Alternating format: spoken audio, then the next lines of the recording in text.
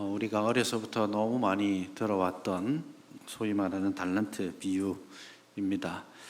이 달란트 비유는 바로 앞에 나오는 또 다른 두 개의 비유와 함께 파루시아, 예수님이 재림하실 때까지 어떻게 해야 되는가, 재림을 준비하는 사람은 어떻게 준비해야 되는가에 대해서 말씀하는 단락의 한 부분입니다.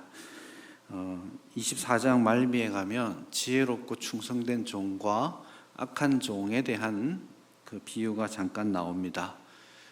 악한 종은 주인이 언제 돌아올지 몰라서 그냥 안 오겠거니 하고 아무렇게나 삽니다.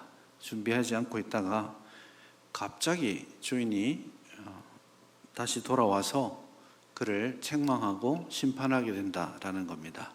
그래서 우리가 예수님이 오셔서 우리의 삶을 결산하시는 그 순간이 때로는 전혀 기대하지 않았던 순간에 갑자기 올 수도 있다라는 겁니다.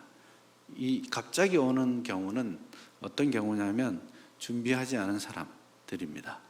우리도 준비하지 않고 있다가 예수님이 갑자기 오시면 예수님 지금 너무 일찍 오신 거 아니에요? 아직 이것도 못 해봤는데 벌써 오시면 어떡해요? 이렇게 하는데 주 예수여 어서 오시옵소서 하고 기다린 사람은 언제 와도 드디어 오셨습니까? 라고 하게 되겠죠.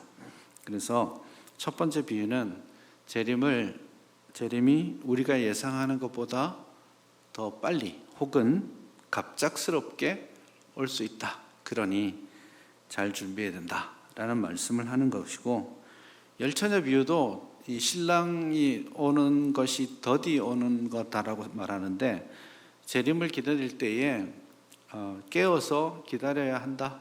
그러나 재림을 기다리는 사람은 생각보다 예수님이 늦게 올 수 있다라는 것을 말합니다. 늦게 오더라도 안 오겠거니 생각하면 큰일 나고, 깨어서 오시는 것을 잘 기다릴 수 있어야 된다라는 이야기를 열처녀 비유가 하고 있습니다.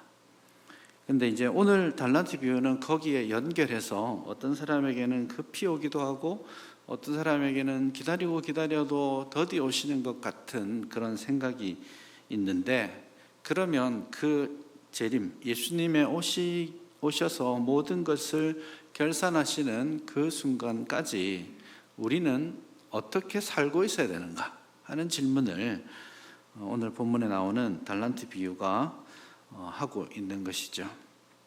어떤 사람이 누가복음 19장에도 이와 굉장히 비슷한 비유가 나와 있는데요. 그건 소위 열문화 비유라고 합니다.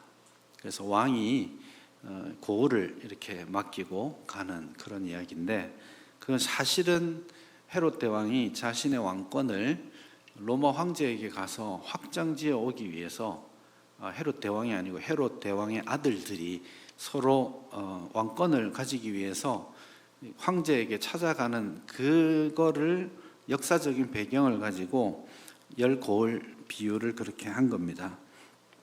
거기에 비하면 달란트 비유는 그렇게 뚜렷하게 나와 있지는 않습니다. 거기서는 왕이 갔다가 돌아오는 이야기인데, 오늘 본문에서는 어떤 사람이 멀리 타국으로 갈 때 종들을 불러서 소유를 맡겼다, 그렇게 말씀하고 있습니다. 아시는 대로 한 사람에게는 5달란트를, 또 한 사람에게는 2달란트를, 또 한 사람한테는 1달란트를 맡깁니다. 그랬더니 이 달란트를 받았던 사람들이 좀 다르게 반응하고 있는 모습이죠. 달란트가 뭔가 이렇게 생각하면 보통은 이렇게 생각하기도 합니다. 달란트, 이게 영어로 하면 탤런트, 연예인을 지칭하는 말이기도 하고, 재능이 있는 사람, 넌 탤런트가 있어, 이 말은 재능이 있다 이렇게 보는 경향이 있는데 꼭 그렇지만은 않습니다. 탤런트가 영어 단어가 재능을 뜻할 수는 있겠지만, 여기에 나와 있는 달란트는 화폐 단위입니다. 그래서 무게를 재어서 돈의 가치를 정하는 단위이죠. 영어 단어는 한참 후에 생긴 말이죠. 그래서 영어 단어의 의미가 본문에 나오는 재능이다 이렇게 말을 하면 곤란합니다. 게다가 본문 15절을 보시면 각각 그 재능대로 달란트를 주셨잖아요. 그래서 재능이 있는데 달란트를 주셨죠. 그래서 재능을 주신 게 아니고 재능이 있는데 그 재능대로 할 수 있는 달란트를 주셨기 때문에 본문의 문맥상으로 볼 때는 달란트는 일종의 그 재능을 발휘할 수 있는 어떤 기회, 시간 이것들을 이제 주인이 제공했다라고 이해하는 것이 좋겠습니다. 그래서 우리 각자에게 하나님이 재능을 주셨고 그 재능에 맞추어서 각 사람에게 그 재능을 발휘해서 하나님을 섬기고 하나님의 나라를 위해서 일할 수 있는 기회들을 우리에게 각자에게 부여해 주신 것이죠. 근데 똑같이 주지 않으셨습니다. 한 사람에게는 5달란트를 또 한 사람에게는 2달란트를 나머지에게는 1달란트를 주셨죠. 그 말은 불편할 수는 있지만 우리 각 사람에게 하나님께서 각각 다른 역할과 다른 재능을 주셨다라는 겁니다. 근데 이게 비교되기 시작하면 이제 큰일 나는 겁니다. 근데 이거 하나님께서 우리에게 허락하신 거죠. 그래서 능력을 많이 주신 사람에게는 더 많은 일을 할 수 있는 어떤 역할과 기회들을 줍니다. 그래서 이게 교회가 혹은 국가든 공동체든 이것을 잘 분별하는 것이 정말 중요하죠. 재능이 하나 있는데 5개의 일을 맡기면 그건 곤란하겠죠. 어떤 사람은 재능이 5개가 있는데 그걸 분별하지 못하고 그 사람에게 하나의 재능만을 준다면 그 또한 문제가 있겠죠. 그래서 교회든 어디든 공동체는 각 사람의 재능과 그에 합당한 어떤 기회들을 잘 공평하게 나눌 수 있어야 됩니다. 이 공평함은 똑같음을 뜻하지 않습니다. 공평해야 되니까 여기도 하나, 여기도 하나 이렇게 하는 게 성경이 말하는 공평은 아닙니다. 공평하다라는 것은 그 사람의 재능과 직무에 따라서 합당하게 나뉘어 주는 것이죠. 예를 들어서 누군가를 봐야 된다고 할 때 어린아이가 있고 제가 있다고 치면 담이 1m, 2m짜리 담이면 저는 아마도 한 50cm짜리 이제 단만 있으면 올라가서 밖을 볼 수가 있겠죠. 근데 어린아이는 50cm짜리 단을 주면 못 보겠죠. 사람들은 공평하게 주었다고 생각하겠지만 그건 불공평인 거예요. 어린아이에게는 더 높은 단을, 2개의 단을 제공해야 똑같이 볼 수 있는 것이죠. 그래서 공평함이라는 것을 똑같이 나누는 것이다 라고 생각하면 안 됩니다. 공평한 것은 재능을 따라서 하나님이 주신 재능과 역할을 따라서 거기에 합당하게 역할과 기회를 주는 것이겠죠. 그래서 거기에 따라서 5, 2, 하나로 나뉜 겁니다. 근데 이것을 하나를 받았던 사람이 비교하기 시작한 것이죠. 야, 저 사람은 5개, 저 사람은 2개인데 왜 난 하나지? 라고 생각하니까 주인이 불공평하구나. 혹은 주인이 나한테는 좀 엄하고 악하시구나. 그렇게 생각하는 것이죠. 그러다 보니까 주신 주인의 의도와 기회를 날려버리게 됩니다. 하나밖에 못 받았으니까 난 기회가 별로 없어라고 생각할지 모르겠지만 사실은 여러분 곧 이 당시 사람들의 입장에서 볼 때는 1달란트도 엄청나게 큰 겁니다. 요즘으로 환산하자면 1달란트는 6,000데나리온입니다. 6,000데나리온이란 말은 저 같은 성인 남자가 하루 일하고 받는 일당이 1데나리온이에요. 보통은 그렇습니다. 조금 더 받는 사람도 있고 덜 받는 사람도 있겠지만 보통은 그렇게 치거든요. 그러니까 저 같은 사람이 한 20년 일한 월급을 다 모으면 1달란트가 됩니다. 그러니 1달란트 받은 사람도 엄청나게 많이 받은 겁니다. 사실은. 그렇지만 앞에 사람들을 보니까 그게 문제가 되는 거예요. 여러분 한번 생각해 보십시오. 추첨을 했는데 이제 1등, 2등, 3등에게 상금을 줍니다. 3등 해서 1억을 줬어요. 엄청나게 많은 돈을 받은 거죠. 근데 2등이 2억을 받고 1등이 5억을 받았어요.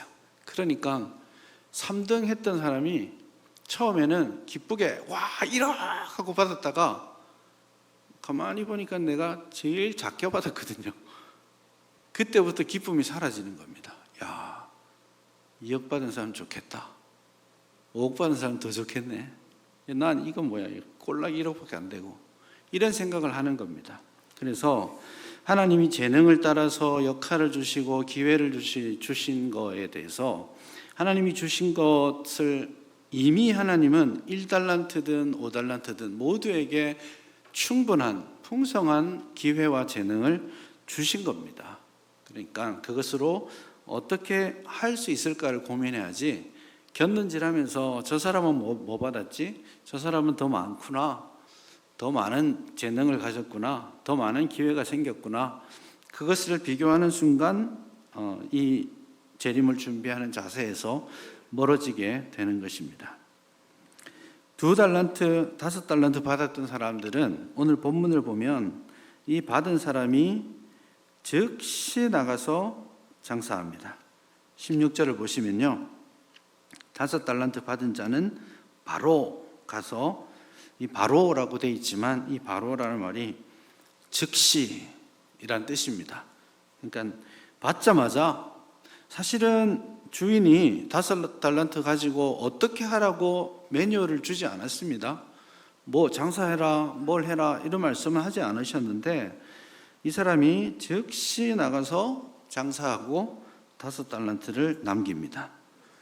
17절에 보면 2달란트 받은 자도 그와 같이 했다라고 말하니까 2달란트 받았던 사람 역시 즉시 나가서 무언가를 하고 2달란트를 남깁니다. 그런데 이미 1달란트 받을 때 기분이 틀어진 사람, 이 세 번째 사람은 가서 땅을 파고 그 주인의 돈을 감추어 둡니다.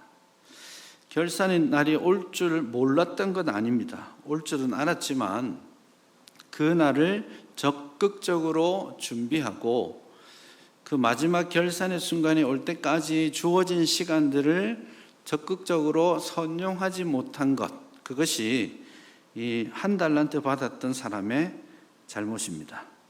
19절에 보시면 오랜 후에 이렇게 돼 있잖아요. 이 말은 아마도 예수님께서 재림하신다고 봤을 때 예수님이 재림이 꽤 오랜 시간이 지나서 온다라고 말할 수도 있겠고, 또 한편으로는 1달란트든 2달란트든 5달란트든 얼마를 받았든지 그것으로 무언가를 하고 열매를 맺을 수 있는 충분한 시간이 있었다라는 것을 말씀합니다.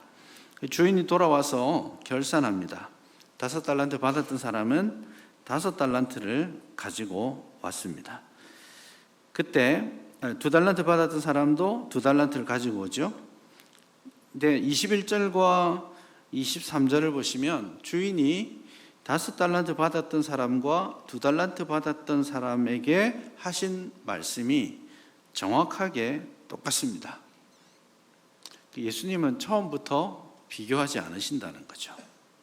사람들은 왜 5, 2, 1 이렇게 차별을 두지? 라고 생각할지 모르겠지만 이 주인은 5달란트 받았던 사람에게 5달란트 남기니까 잘했다, 뭐냐 잘했다, 그렇게 말씀하시고 2달란트 받은 사람에게 2달란트를 남기고 왔을 때 얘 너 왜 5달란트 가져오지 않아? 라고 말씀하시지 않으세요. 뭐냐 잘했다, 너가 적은 일에 충성하였으니까 이제 더 큰 은혜를 누리자, 그렇게 말씀합니다. 이게 적은 일은 아닌 것 같은데 5달란트면 얼마나 큰 돈입니까? 2달란트도 엄청난 일이죠. 그렇지만 적은 일에 충성했다라고 그렇게 말씀하시는 이유가 있습니다. 여러분 실제로 여러분 5달란트든 2달란트든 이게 엄청나게 큰 돈이기 때문에 고대 사회에서는 이 돈을 적극적으로 불리려고 하면 2달란트 남기고 5달란트 남기고 하지 않습니다. 훨씬 더 많은 결실을 맺을 수 있는 사회 구조였습니다. 그러니까 어떤 의미에서는 5달란트 받았던 사람이 5달란트를 남겼다라는 말은 최소한의 것밖에 못했다라는 뜻이기도 해요. 그럼에도 불구하고 주인은 더 많은 것을 남기지 않았다라고 혼내지 않습니다. 최소한의 노력과 성실함을 보시고 잘했다, 이제 즐거움에 참여하자, 그렇게 말씀하십니다. 능력에 따라 다르게 주셨고, 그리고 기대하시는 것도 다르다라는 것을 우리는 보게 됩니다. 1달란트 받았던 사람은 어떻게 합니까? 묻어 놓았죠. 두려운 마음이 있었습니다. 왜 두려워했을까? 이런 질문 해볼 수 있겠는데요. 아마도 내가 이거 1달란트 가지고 불리다가 좀 많이 못 남기면 주인이 화낼 거 아니야. 그러니 원금이라도 가져가자, 이렇게 생각했을 수도 있겠습니다. 그러니까 정말 잘 못 이해한 것은 주인이 얼마나 많이 남기기를 원하느냐에 있지 않다는 거예요. 관심이, 주인의 관심은 주어진 기회를, 주어진 시간을 충실하게 잘 선용하고 있느냐, 이겁니다. 1달란트 받았던 사람의 가장 중요한 실수, 악은 아무것도 하지 않은 겁니다. 열심히 하지 않은 것이, 열심히 해서 1달란트를 더 남기지 못했다라는 게 문제가 아니고 그가 아무것도 하지 않았던 겁니다. 하나님께서 우리에게 각자에게 어떤 역할들을 주십니다. 재능을 주셨고 그것을 할 수 있는 기회와 시간들을 주십니다. 때로는 많은 결실을 맺을 수도 있고, 때로는 우리가 기대했던 만큼의 결실을 맺지 못할 수도 있습니다. 때로는 실패했다라고 판단할 수도 있습니다. 그러나 성공이냐 실패냐는 결정적으로 중요한 것이 아닙니다. 우리에게 하나님께서 원하시는 것, 기뻐하시는 것은 주신 재능과 기회를 아끼지 말고 최선을 다해서 묵묵히 성실하게 감당해야 합니다. 그래서 이 주인이 와서 이 1달란트 받았던 사람을 악하고 게으른 종이다, 이렇게 말하고 있죠. 악하다는 말은 좀 인색하다라는 말이기도 하고 게으르다라고 말하죠. 이게 대조되는 측면입니다. 5달란트 받았던 사람, 2달란트 받았던 사람은 어떤 특징이 있었죠? 받자마자 바로 가서 장사하죠. 즉시 부지런히 받았던 것을 수고하고 열심히 일을 합니다. 그러나 이 1달란트 받았던 사람은 인색하고 게으른 마음을 가지고 자신의 일을 감당하지 않습니다. 열매를 너무 많이 생각지 않으셔도 좋겠습니다. 실패를 두려워하지 않아야 됩니다. 때로는 사실은 시대를 극복하기 어려운 우리의 삶이기도 해요. 여러분 기억하시겠지만 80년대 정도만 해도 교회 폭발적으로 성장하던 때가 있었습니다. 그래서 우리 선배 목사님들이 한 번씩 옛날에 했던 말, 교회 깃발만 꽂으면 사람들이 몰려왔다라고 그렇게 말씀들 하시면서 제가 막 30대 때 이럴 때 불쌍타 너희들은 그렇게 되게 불쌍히 여기시면서 그렇게 말씀하셨던 게 기억이 납니다. 근데 지금은 사실 부흥의 때는 아니죠. 굉장히 침체기를 계속 겪고 있고 아마도 그 침체하는 현상들은 앞으로 또 상당 기간 더 진행될 겁니다. 언젠가는 다시 남겨진 소수의 헌신된 사람들로 말미암아서 다시 복음이 사회 가운데 다시 올라설 것을 그런 순간이 올 거라고 기대하고 기도합니다. 그러나 리듬은 지금은 밑으로 가고 있는 때죠. 제가 미국에 있을 때 한 시골에서 목회하는 목사님을 뵀었습니다. 진짜 시골이고 한인들이 몇 명 없었습니다. 목사님, 그 시골에서 너무 외롭고 힘들지 않으세요? 하니까 당신의 사명은 내 마지막 사명은 우리 교회 문 닫는 거라고 그러시더라고요. 우리 교회 할아버지 할머니들 노인들 계신데 그분들 한 분 한 분 돌아가시면 장례 치러드리고 아무도 교회 나오는 사람 없을 때 내가 우리 교회 문 딱 닫는 게 내 마지막 사명이라고 생각한다고 그렇게 말씀하시는 것을 들었습니다. 아마도 외롭고 힘들고 열심히 해도 열매는 기대할 수 없는 그런 순간들이 있겠지만 주신 기회의 시간 동안 묵묵히 자기의 일을 감당하고 또 감당하고 포기하지 않고 좌절하지 말고 그렇게 하다 보면 주님 오시는 거죠. 주님께서 오셔서 너 교회 왜 이렇게 부흥 못 시켰어? 라고 질문하지 않으실 거예요. 착하고 충성된 종아, 너가 작은 일에 충성하였구나. 잘했다. 그렇게 말씀하실 겁니다. 그게 우리가 주님 앞에 설 때 결산하는 시간에 왔을 때 주님 앞에 나타낼 수 있는 것입니다. 열심히 해야죠. 열심히 해야 합니다. 5달란트 받았던 사람이 5달란트 남기기 위해서 얼마나 수고 많이 했겠습니까? 어쩌면 사명 재능을 많이 주셨단 말은 고생을 더 많이 한단 말이기도 해요. 그렇지 않겠습니까?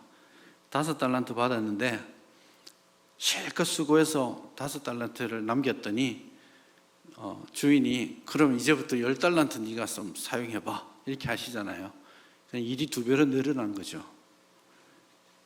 기껏해서 1달란트 받았던 사람 거 뺏어서 누구에게 줍니까? 10달란트 갖고 있는 사람한테 줍니다. 저는 반갑지 않았을 것 같아요. 안 그래도 일이 많아가지고 힘들어 죽겠는데 옛다 하고 또 주시는 거예요. 사도행전 9장에 나오는 도르가라는 여인이 있지 않습니까? 베드로가 그를 살려주지 않습니까? 죽었다가 살아났을 때 참 힘들었겠다 싶어요. 도르가 얼마나 고생했습니까? 혼자 돼가지고 주변에 연약한 사람들 다 막 옷 기워주고 뭐 해주고 먹여주고 평생 고생하다가 드디어 주님 저 이제 미련 없이 주님 품으로 갑니다 하고 죽었는데 사람들이 이 사람이 우리를 얼마나 잘 섬겼는지 몰라요 하고 베드로한테 오니까 베드로가 덜컥 살려주잖아요. 주님 앞에 가는 줄 알고 이제 안식하는 줄 알고 눈 감았다가 도로가 눈을 딱 떠보니까 또 옷 기워줘야 될 사람들 밥 먹여야 될 사람들 가득하잖아요. 참 고생했는데 또 고생해라 이런 것처럼 느껴질지 모르겠어요. 하나님께서 그만큼의 시간을 주시면 어쩌면 그게 더 힘들고 어려운 외로운 길일 수는 있겠지만 주어진 시간 동안 최선을 다하는 겁니다. 실패가 나쁜 게 아닙니다. 아무것도 하지 않는 것이 나쁜 겁니다. 실패한 사람은 욕 들을 수는 있습니다. 세상은요 하다가 실패한 사람한테 손가락질합니다. 되게 나쁜 일이죠. 근데 아무것도 하지 않은 사람은 손가락질하지 않습니다. 그렇죠. 12제자가 있었습니다. 풍랑 중에 예수님이 걸어오시는 것을 보고 베드로가 저도 좀 걸어봅시다 이렇게 말해서 걷죠. 걷다가 물에 쑥 빠집니다. 그래서 사람들이 그 본문을 보면서 베드로를 혼냅니다. 예수님께서도 왜 의심하였느냐 이렇게 말씀하시죠. 그러니까 사람들이 그 본문 보고 베드로가 믿지 못해서 그렇게 물속에 빠져들었다라고 그렇게만 말하는데 사실은 시도하지 않은 나머지 11명 배 위에 있던 사람들이 진짜 실패자죠. 최소한 베드로는 걸어는 봤잖아요. 무리를 걸어봤잖아요. 그래서 실패한 것 자꾸 주목할 것이 아니라 이 뱃머리를 붙들고 두려운 마음에 가만히 있었던 거, 빠질까 봐 가만히 있었던 사람이 더 큰 실패자라는 거 우리 알아야 됩니다. 그래서 아무것도 하지 않다가 그냥 원금만 다 꺼내놓지 마시고 우리가 하나님 앞에 결산하는 날이 올 때 하나님 앞에 제가 최선을 다했습니다. 할 수 있는 모든 것을 다했습니다. 주님 보시기에 얼마 없어 보일지 모르겠지만 저의 모든 것입니다. 그렇게 말할 수 있었으면 좋겠습니다. 이제 결산의 때가 오고 있죠. 개인적으로도 결산을 해야 되고 교회도 한 해를 돌아보면서 결산해야 합니다. 2023년을 여러분 자신도 나는 어떻게 살아왔는지 한 해가 마쳐지기 전에 진지하게 한번 결산해 보시고 또 앞으로 어떻게 해야 될지도 결단하고 기도했으면 좋겠고 또 교회도 예산도 결산도 예산도 그리고 올해 살아왔던 일들 내년에 또 어떤 일들을 해야 될지 또 기도하면서 결정하고 있는 단계에 있습니다. 기분이 참 좋습니다. 참 열심히 성도님들이 잘 해주셨다라는 생각이 들어서 가슴이 뭉클할 때가 있습니다. 우리나라가 지금 IMF 이후로 가장 어려운 때입니다. 경제적으로 가장 어려운 때입니다. 수치적으로는 그래요. 그래도 우리 교회가 2017년 이후 좀 많이 다운됐던 것들이 분위기나 또 재정적으로도 꾸준히 IMF가 아니죠. 코로나를 지나가면서 아주 폭발적이진 않지만 조금씩 더 나아지고 있다는 것을 수치로 보기도 합니다. 성도님들이 얼마나 힘든 가운데 열심히 해오셨는지 느껴집니다. 그래서 참 감사하고요. 그런 의미에서 큰 걸음은 아닐지 모르겠지만 2024년 한 해도 한 걸음 더 앞으로 나아갈 수 있겠구나라는 기대도 가지게 됩니다. 결과를 두려워하지 마시고 같이 묵묵히 하던 대로 최선을 다해서 걸어갔으면 좋겠습니다. 그래서 잘하였도다 착하고 충성된 종아, 너가 작은 일에 충성하였으니 내 주인의 기쁨에 참여할지어다. 그 주님의 음성을 들으시는 우리 모두가 될 수 있기를 바랍니다.